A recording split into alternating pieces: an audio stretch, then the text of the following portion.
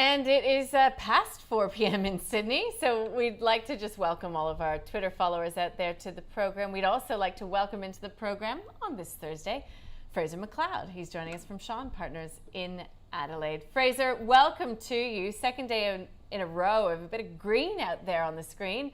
What do you make of it? Yeah, look, nice to see, isn't it? Thanks for having me on again.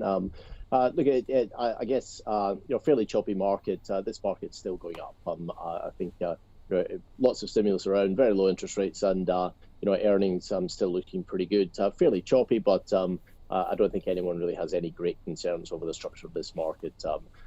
You'd want to still pretty much remain almost fully invested.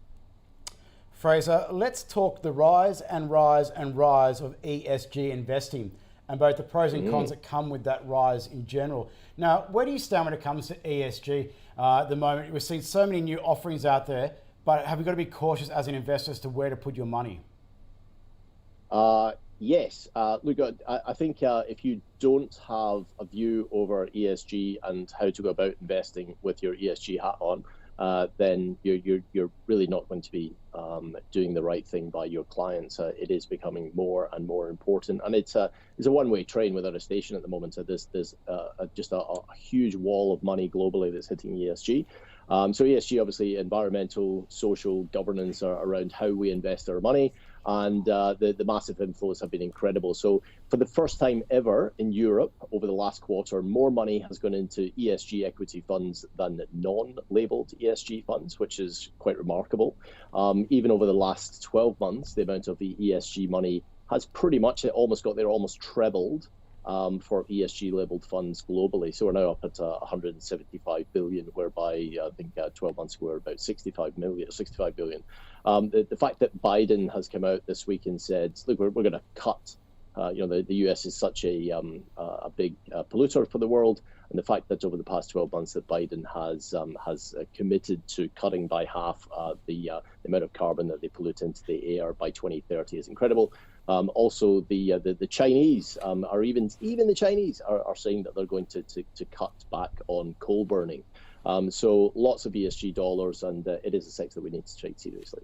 Okay, I'm just seeing something being tweeted out by the IEEFA saying that Origin is understood to have opted to cut back generation at its coal power station in New South Wales in favour of buying cheap renewable energy. So that is a company-specific angle. Or if you're an investor, is it easier potentially to just go to an Australian ethical or no, you're an active manager, but and ESG screened ETF or something, rather than take the risk with individual companies? Yeah, or maybe individual companies that are doing a little bit of greenwashing. You could point the finger there.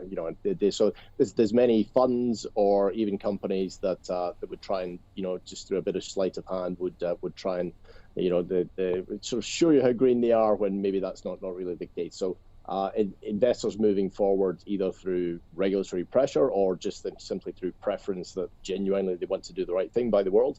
What has stood out over the past 12 months is that ESG funds previously you would have been a bit fearful over, well, am I going to miss out on a bit of performance? That's not happened at all. In fact, most ESG funds have outperformed the market post-COVID, which is quite remarkable as well.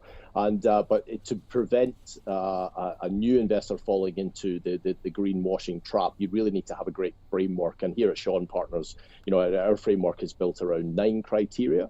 The main factors within that criteria are things like alcohol, weapons, gambling, tobacco, and obviously the big ones like carbon emitters and how they work through. So to an extent, all investors in the future are going to have an ESG view.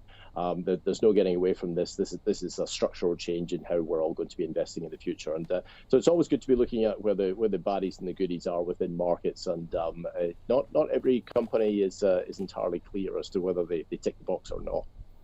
So Fraser, you've got your 9 criteria, you've fed them through the filters. What's coming out as screening as a bit of a high risk prospect when it comes to ESG at the moment? Sure. Look, the higher risk ones are a bit more obvious. The lower risk ones are you need to put a bit more work into, perhaps. But yeah, so I'll give you 2 that are really on the extreme rating as the 2 baddies really from our market would be things like Austal Now, I mean, that's, these guys create weapons platforms, but they're also challenged around the governance side as well, in how contracts are handled. Defense contractors, especially, they have had quite a grubby past globally around the world, that entire sector. Other areas that you would have extreme concern and certainly not wish to hold if you had a fairly tight ESG policy would be things like Cooper Energy. Obviously, oil and gas, very severe risk rating there, but also in terms of what they're digging out of the ground and what they're emitting themselves, and even taking into account things like health and safety records and the governance that goes through management of how they've handled that. So there's a few that stand out as being the real baddies. What about those that are pretty low risk in terms of your ESG filters? Yeah, so these are things that you need to put a bit of thought into in terms of, well, where is the low exposure risk on ESG if you are going to filter these companies through? So maybe something like a JB Hi-Fi doesn't do a lot of damage, JB Hi-Fi, to the world. You could only really sort of, just have a look at their supply chain and concerns there. But or a business like Seek, not a lot of damage done there. Very low exposure to ESG risk within Seek, and a strong management team, so they can handle things like privacy concerns and even journalism. Good old journalists. They don't harm the world at all. So you could look at companies like Nine or other media players. You guys do no harm. I saw a Roy Morgan survey just today saying that newspaper journalists are amongst those that are perceived as being most ethical by Australians. Did not make the list and that are down quite far in terms of their ethical approach.